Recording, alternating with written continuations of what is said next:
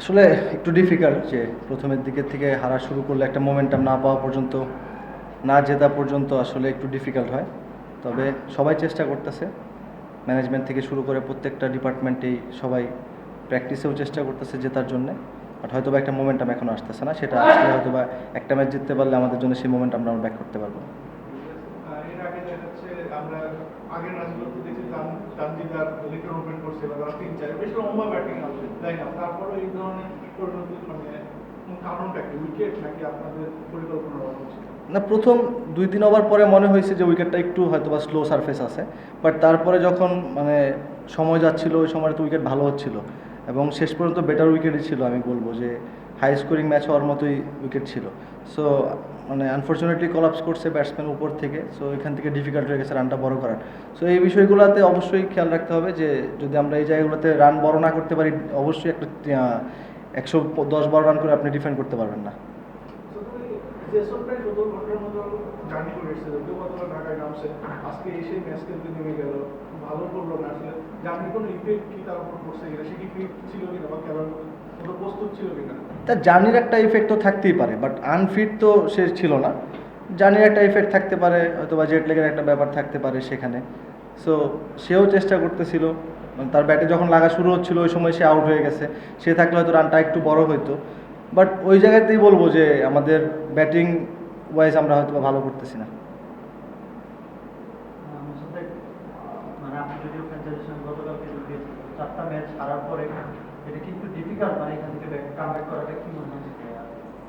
আমার কাছে যেটা মনে হয় যে ফ্র্যাঞ্চাইজি ক্রিকেটটা একটা মোমেন্টামের খেলা। সো এখানে যে টিমগুলো মোমেন্টাম পাওয়া যায় প্রথম থেকেই তাদের জন্য ইজি হয়ে যায়, মোমেন্টাম না পাইলে অনেক কিছু কঠিন মনে হয়।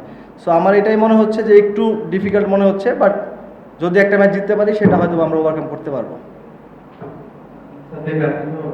কয়েক বছর আগে অনেক প্লেয়ার ছিলেন, অনেক প্রমাণ করেছেন যে ধীরে আপনি কিন্তু অনেক স্বপ্ন ছিল, ভালো করেছেন। এখন একদমই ন্যাশনালের বাইরে বিপিএল দল পেতে অপেক্ষা করতে হলো, মানে হতাশ করে কিনা, নাকি আরো জেদ তৈরি করে সামনের জন্য প্রস্তুত হবে?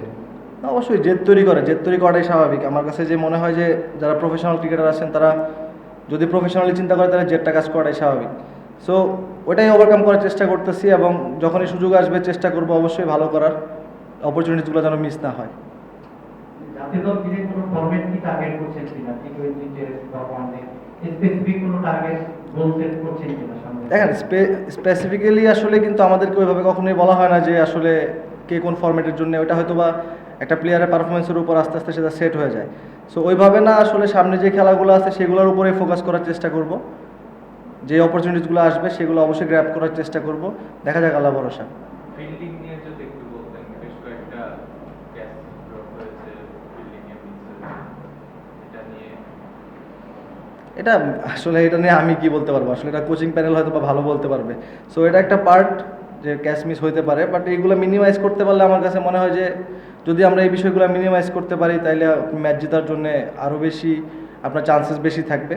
এবং যদি মিস্টেকের পর মিস্টেক হয়, এটা আগেই প্রথমেই বললাম যে মোমেন্টাম না পেলে অনেক কিছু মিস্টেক হতে থাকে। সো একটা মোমেন্টাম পেলে আমার কাছে মনে হয় সব কিছু আরেকটু গোছানো হবে।